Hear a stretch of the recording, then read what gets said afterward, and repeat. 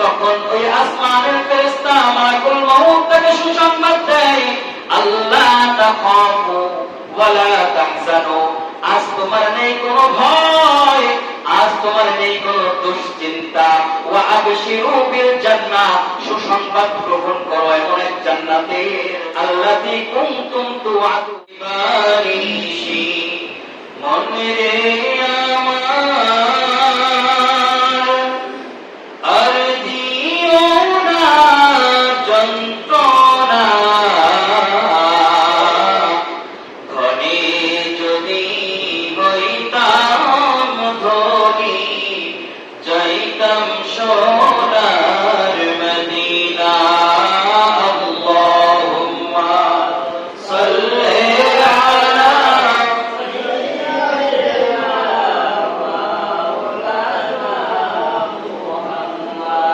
ওয়া আলা আলি সাইয়্যিদিনা মাওলানা মুহাম্মদ, বালাগাল উলা বিকামালিহি কাশাফাত দুজা বিজামালিহি হাসানাত জামিউ বিসালিহি সাল্লু আলাইহি ওয়া আলিহি।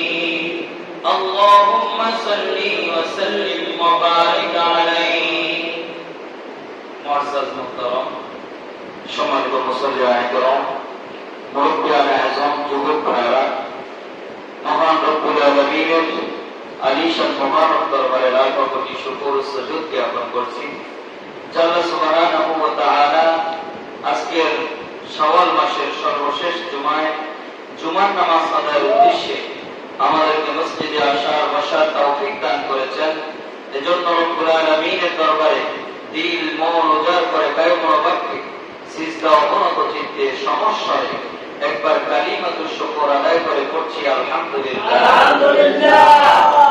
লক্ষ কোটি তার চেয়ে অধিক পরিমাণে দরুদ ও সালাম পেশ করছি বিশ্ব মানবতার মুক্তির বিষয়ে সাইয়্যিদুল কাউনাইন ওয়াস সাকালাইন, শাফিউল মুযনিবিন, আখতাব নবুওয়া, শাহানশাহে রিসালাত, আমার আপনার প্রাণের চেয়ে অধিক প্রিয় নবী মুহাম্মদুর রাসূলুল্লাহ সাল্লাল্লাহু আলাইহি ওয়াসাল্লাম। সম্মানিত হাজিরিন, আল্লাহ সুবহানাহু ওয়া তাআলা আমাদেরকে এই দুনিয়ার জমিনে সৃষ্টি করেছেন, আর একদিন আবার এই দুনিয়া থেকে আমাদেরকে পরকালে গমন করতে হবে। এরপরে আবার সেখানে একটি মহাজগৎ আমাদের জন্য অপেক্ষমান। আলমে বরজাখ থেকে কিয়ামতের ময়দান পর্যন্ত এই লম্বা কোটি কোটি বছর সময় পর্যন্ত কবরের মধ্যে আমাদেরকে অপেক্ষা করতে হবে। এরপরে কিয়ামতের ময়দান কায়েম হবে, জান্নাত জাহান্নামীদের সমস্ত মানুষের বিচারের যে বিশাল ময়দান কায়েম হবে, সেখান থেকেই সিদ্ধান্ত হবে আপনি আমি জান্নাতি নাকি জাহান্নামী। ঠিক আছে? তাহলে এই যে বিশাল একটা প্যাটার্ন যে আমরা পরকালে এক মহাজগতের জন্য এই পৃথিবীর সামান্য সময় আল্লাহ তাআলা আমাদেরকে পাঠিয়েছেন, ওই মহাজগতে কে ভালো থাকবে, কে শান্তিতে থাকবে, আবার কে জাহান্নামের শাস্তি ভোগ করবে, এই দুইটা বিষয়কে ডিসাইড করার জন্য নিজেরটা নিজেই নির্ধারণ করতে হবে। আপনি জান্নাতে থাকবেন সেটা আপনার সিদ্ধান্ত, আবার আপনি জান্নাতে না থেকে যদি জাহান্নামে থাকতে চান সেটাও আপনার সিদ্ধান্ত। তো দুইটার ইনকাম, দুইটার কামাই, দুইটার সামান জোগাড় করার জন্য জায়গা হচ্ছে দুনিয়া। এই বর্তমান সময়ে আমরা যে দুনিয়ায় বাস করি, এজন্য নবীজি বলেছেন দুনিয়া নাজরাতুল আখিরাহ, আপনাকে আমাকে এই দুনিয়া ছেড়ে চলে যেতে হবে। এই ভুবনে আমরা কত কিছুই সৃষ্টি করি, তৈরি করার জন্য চেষ্টা করি। একটা সুন্দর বাড়ি বানানোর জন্য বছরের পর বছর আমরা ভালো মন্দ খাই না, কষ্ট করে পরিশ্রম করি, ব্যাংকে জমা রাখি। এরপরে সন্তানদেরকে তাদের ভবিষ্যৎ গড়ার জন্য আমাদের কত পরিকল্পনা। এই যে বিশাল পরিকল্পনা, বিশাল সম্পদের পাহাড়, এগুলো সব কিছু দুনিয়ায় রেখে একদিন পরকালে আপনাকে আমাকে বাড়ি জমাতে হবে। এর চেয়ে চিরসত্য আর কিছুই নাই।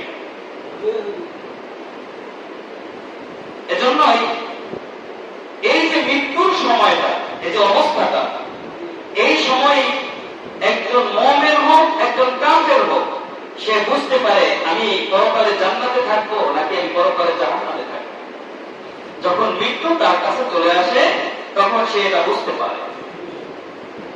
নবীজি সাল্লাল্লাহু আলাইহি ওয়াসাল্লাম হাদিস শরীফের মধ্যে ইরশাদ করেছেন,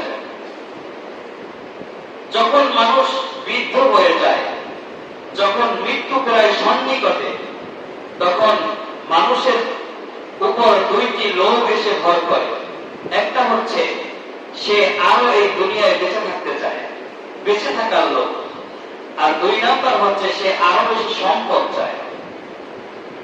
আর একজন প্রকৃত ঈমানদার সে এই দুনিয়াতে বেঁচে থাকা হোক বা দুনিয়ার সম্পদ হোক, যে সব সময় আখিরাতের চিন্তা করে, কবরের চিন্তা করে, সে কখনোই এই সামান্য পরিমাণ দুনিয়ার এই সামানের প্রতি তার লোভ আসে না, লালসা আসে না।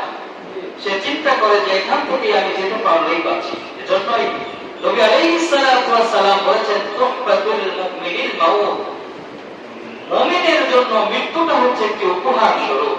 সে এটাকে আনন্দ চিত্তে গ্রহণ করে। সুবহানাল্লাহ। সম্মানিত হাজিরিন, হযরত উবাদা ইবনে সামিত রাদিয়াল্লাহু তাআলা আনহুর বর্ণনা এসেছে, ক্বালা রাসূলুল্লাহ সাল্লাল্লাহু আলাইহি ওয়াসাল্লাম, নবীজি সাল্লাল্লাহু আলাইহি ওয়াসাল্লাম ইরশাদ করেছেন, মান আহাব্বা লিকা আল্লাহি আহাব্বাল্লাহু লিকাআহু। যখন কোন ঈমানদারের কাছে মৃত্যু উপস্থিত হয়, সেই সময় ঈমানদার ব্যক্তি সে আল্লাহ পাকের সাক্ষাৎ লাভকে, দিদার লাভকে সবচেয়ে বেশি পছন্দ করে। আর যখন মুমিন বান্দা সে আল্লাহ পাকের দিদার লাভকে পছন্দ করতে থাকে, স্বয়ং আসমান ও জমিনের মালিক আল্লাহ তাআলা তিনিও এই ঈমানদারের সাক্ষাৎ লাভকে পছন্দ করে। আম্মা জান আয়েশা সিদ্দিকা রাদিয়াল্লাহু তাআলা আনহা তিনি এই হাদিস শুনে তিনি বললেন, ওগো আল্লাহর হাবিব, আমরা তো কেউই মৃত্যুকে পছন্দ করি না। কি বলেন? স্বাভাবিকভাবে কিন্তু আমরা কেউই মরতে চাই না। যদি কেউ সমুদ্রে পড়ে যায়, সে বাঁচার জন্য যথেষ্ট পরিমাণ চেষ্টা করে, সে মরতে চায় না। কারো ঘরের মধ্যে যখন আগুন লেগে যায়, কেউ বাঁচানো নাই, বাঁচার জন্য প্রচন্ড চেষ্টা করা হয়, অনেক জোরে আওয়াজ করা হয় যেন প্রতিবেশী এসে তাকে সাহায্য করে, বাঁচার জন্য চেষ্টা করে। আমরা কেউই মরতে চাই না। এমনকি ভয়ঙ্কর কোন রোগ যদি শরীরের মধ্যে দেখা দেয়, বিশ্বের সর্বশ্রেষ্ঠ চিকিৎসা করে হলেও আমরা বাঁচতে চাই, মরতে চাই না।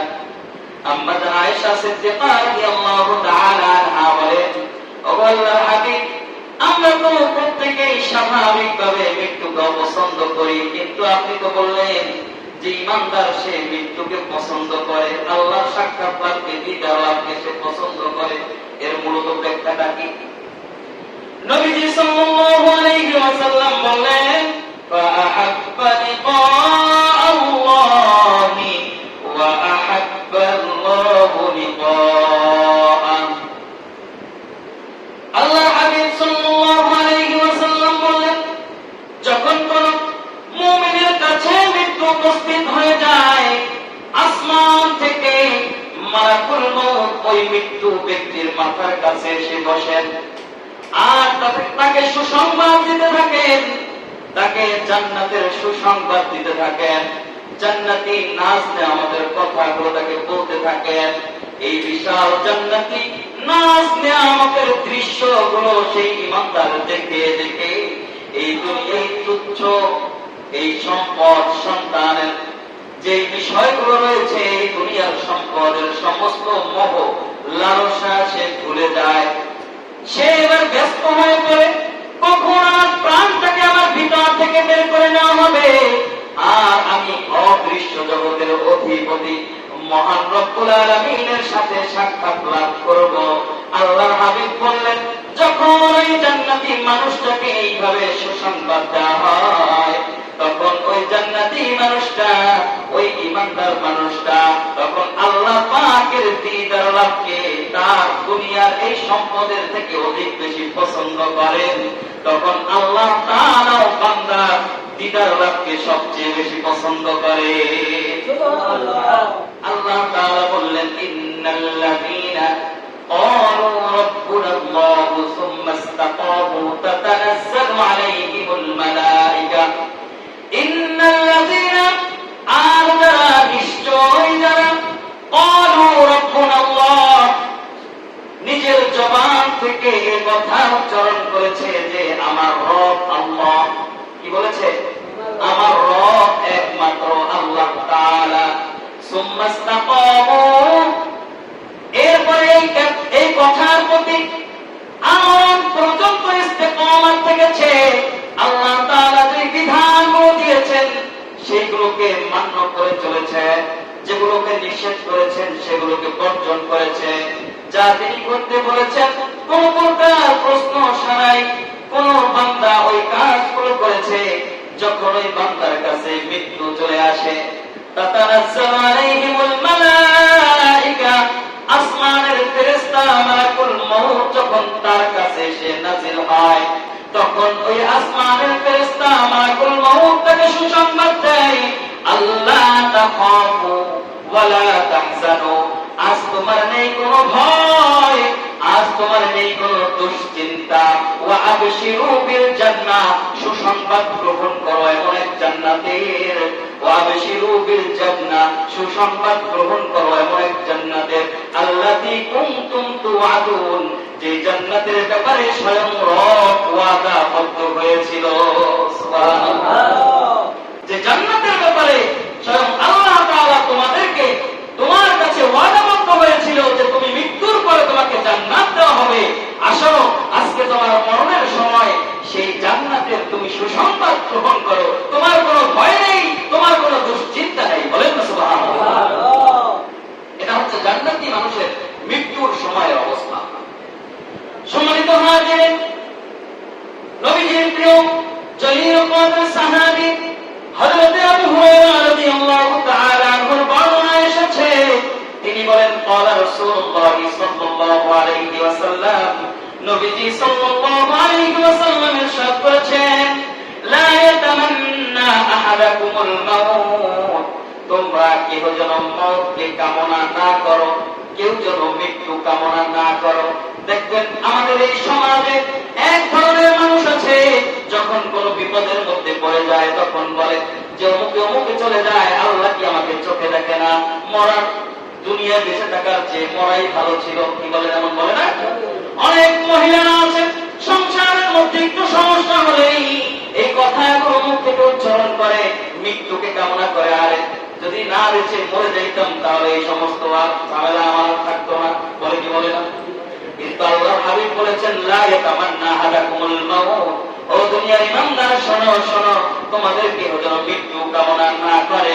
আম্মা মুহসিনান ফালাল্লাহু আইয়াসদাদা, যদি সে নেক কাজ করনেওয়ালা হয়, সে যদি বেশি বেশি নেক কাজ করনেওয়ালা হয়, তাহলে সে পৃথিবীতে থাকা অবস্থায় তার দ্বারা আরো বেশি নেক কাজ করা হবে। সুবহানাল্লাহ। আর ওয়া আম্মা মুসিয়ান ফালাল্লাহু আইয়াস্তাকিম, সে যদি বদকার হয়, পাপিষ্ঠ হয়, গুনাহগার হয়, তাহলে আশা করা যায় সে যে সামনের কয়েক বছর অথবা কয়েকটি দিন বেঁচে থাকবে, এই সময়ের মধ্যে সে তাওবা করে জাহান্নামের দপ্তর থেকে নামটা কেটে জান্নাতি হয়ে আল্লাহর জান্নাতে চলে যাবে। এজন্য যদি সে বদকার হয় তাহলে তার জন্য মৃত্যু কামনা করা জায়েজ নাই। কারণ কি? কারণ হচ্ছে সে চাইলে হয়তো আল্লাহ তাআলা তাকে হেদায়েত দিবেন, হেদায়েত পেয়ে সে জান্নাতি হয়ে যাবে।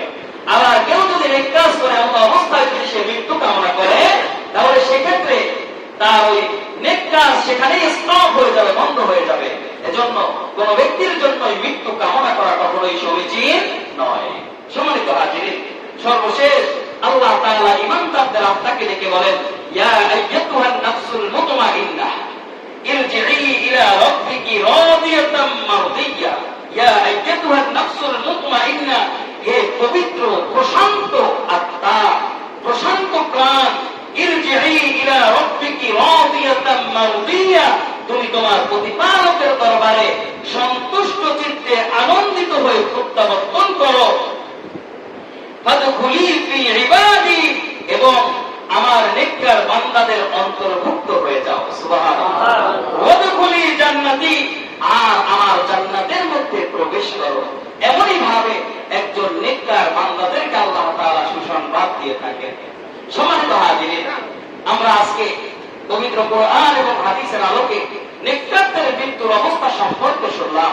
একজন নেককার যখন ইন্তেকাল করেন তখন পৃথিবীবাসী কাঁদে তার জন্য, আর তিনি যেই ব্যক্তি ইন্তেকাল করেন সমস্ত পৃথিবীবাসী তার জন্য কাঁদে না, তিনি জান্নাতের জন্য হাসেন। সুবহানাল্লাহ।